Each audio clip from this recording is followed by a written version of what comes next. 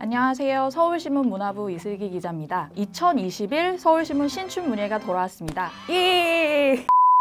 서울신문 신춘문예를 알아보는 시간을 가져보도록 하겠습니다. 보통 10월 마지막 주 또는 11월 첫째 주에 언론사들에서 모집 공고를 내고요. 그렇게 한 달 동안 원서 접수를 받고 새해 1월 1일자로 당선작을 발표하고 있습니다. 2021년 기준 제72회를 맞이하고 있고요. 역사와 전통을 자랑하고 있습니다. 기라성 같은 서울신문 신춘문예 작가, 시인들이 계시는데요. 여기 자막으로 지나가고 있죠. 나태주, 이경자, 임철우, 한강, 현혜영, 김희설 등등 엄청 많은 분들이 계시고요. 저희 같은 경우 올해 10월 27일에 첫 모집 공고가 나갔고 12월 2일까지 접수를 받고 있습니다. 올해 모집 부문은 예년과 똑같고요. 소설, 시, 시조, 동화, 평론, 희곡 6개 분야를 받고 있습니다. 그러니까 올해 조금 달라진 특징들이 있어요. 이 6개 부문 모두 예심, 본심을 통합했다는 점이 있습니다. 예년에는 시, 소설 같은 경우는 예심, 본심이 따로 있었거든요. 보통 보면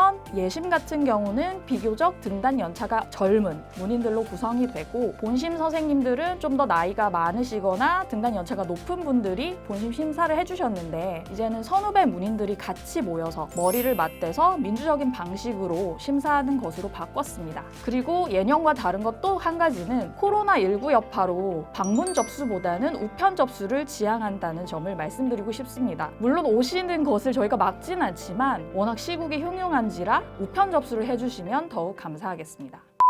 네, 그럼 지금부터는 저희가 매년 받고 있는 신춘문예 관련 질문들을 정리해봤는데요. 첫 번째, 단편 소설 분량 80장 안팎에서 안팎은 몇 장을 뜻하나요? 보통 저희가 기사를 쓸 때 200자 원고지 5장 안팎이라고 하면 플러스 마이너스 20자 내지 30자 그러니까 최고 3% 정도는 줄이거나 느려도 괜찮다고 봅니다. 그런데 200자 원고지 80장 안팎 소설 분량으로 말씀을 드리면 산술적으로는 200 곱하기 80, 16,000자인 건데요. 이 중 3%면 480자, 원고지 2.5장까지 줄거나 늘어도 상관없다는 계산이 나오죠. 근데 여기에 심사위원 분들의 재량이 들어갑니다. 보통 저희가 말씀드리는 기준은 원고지 플러스 마이너스 5장 정도면 괜찮다이지만 심사위원 분들이 또 어떻게 보실지는 또 다른 영역이고요. 이걸 추가로 물어보시는 분들이 있어요. A4 용지로 환산하면 원고지 몇십 장은 도대체 몇 장 정도 되는 것이냐. 근데 이 경우 하시는 분들마다 글자체 크기도 다르고 줄간격도 다르잖아요. 그래서 저희가 명시적으로 말씀드리기가 어렵고 그래서 꼭 아셔야 하는 기능이 있습니다. 바로 이제 한글 프로그램에 보면 파일, 문서 정보, 문서 통계에 들어가시면 알 수 있는데요. 뭐 이것까지 얘기를 하다라고 하시는 분이 있을 수도 있지만 경우에 따라서 모르시는 분도 있을 수 있기 때문에 같이 말씀을 드립니다.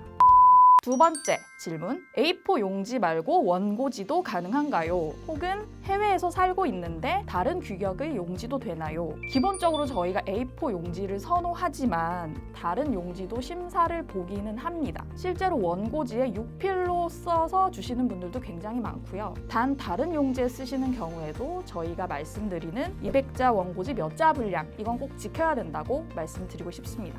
세 번째 질문, 지방지로 이미 등단한 전력이 있다. 서울신문 신춘문예에 지원해도 되나요? 지방지나 문예지, 문학개간지로 등단하신 분들 지원하셔도 됩니다. 그러나 중앙일간지 신춘문예 당선자는 지원이 불가합니다. 그렇지만 예외의 경우가 있는데요. 지원 부문을 달리해서 지원을 하실 수는 있습니다. 예를 들어 다른 중앙일간지 신춘문예에서 평론에 당선된 분이 저희 신문사에 시로 지원하시는 것은 상관없습니다. 네 번째 질문, 같은 해에 타 언론사와 중복 지원이 가능한가요? 같은 원고 중복 투고는 원천적으로 안 됩니다. 중복 투고가 확인될 경우에 당선작이 되었더라도 당선 취소가 될 수 있습니다. 그러나 각자 다른 원고, 예를 들어 제가 이슬기라는 사람이 A라는 원고와 B라는 원고를 썼는데 이걸 각자 다른 언론사에 제출을 하는 것은 상관없습니다. 다섯 번째 질문, 이미 원고를 접수했는데요. 다른 원고로 바꿔서 재접수하고 싶습니다. 혹은 제가 이미 제출한 원고를 좀 수정해 주실 수 있나요? 절대 안 됩니다. 저희가 그래서 아예 공고에 적어놨어요. 한 번 제출한 원고는 다른 원고로 바꾸거나 수정이 불가합니다. 라고 적었기 때문에 제출 전에 충분히 검토를 하고 주셨으면 좋겠습니다. 여섯 번째, 당선 시 글의 저작권, 희곡의 경우 공연권도 포함하죠. 이는 어디에 귀속되나요? 저희 같은 경우는 이번에 공고에 저작권에 대해서 언급하지 않았기 때문에 지원자에게 전적으로 귀속됩니다. 일곱 번째 질문, 방문 접수는 마감일 몇 시까지 가능한가요? 있어요. 저희 문화부 야근자가 보통 밤 10시 반 정도까지 상주에 있는데요. 늦어도 밤 10시까지는 오셔야 저희가 직접 받을 수 있겠죠? 8번째 질문입니다. 제 글이 있는데 이게 시 쪽으로 지원하는 게 유리할까요? 아니면 시조 부문으로 지원하는 게 유리할까요? 시와 시조는 형식에서 다소간 차이가 있다는 거 알고 계시죠? 그걸 저희가 어떻게 판별을 해드릴 수 없습니다. 경쟁률을 부문별로 따져보시는 분들도 있는데 그런 건 의미가 없다고 보고요. 뭐 수능 시험에서 경쟁률이 낮아도 난이도가 높은 문제가 나오면 어떤 상황이 되는지 다들 아시잖아요. 그렇기 때문에 이제 각 언론사에서 신춘문예 심사위원 섭외에 공을 들이기도 하는 거고요. 그리고 기타 질문으로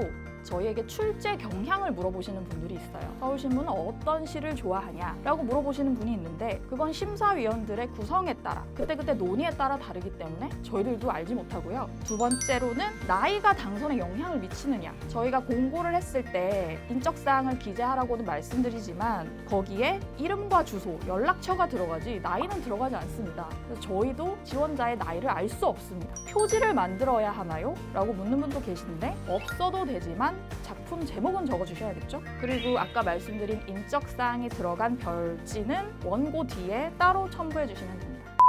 지금까지 저희가 신춘문예를 앞두고 많이 받는 질문들을 총 정리해서 말씀드렸고요. 추가로 궁금하신 사항은 저희 서울신문 문화부로 전화 주시면 됩니다. 올해도 저희 신춘문예의 문은 활짝 열려 있습니다. 감사합니다.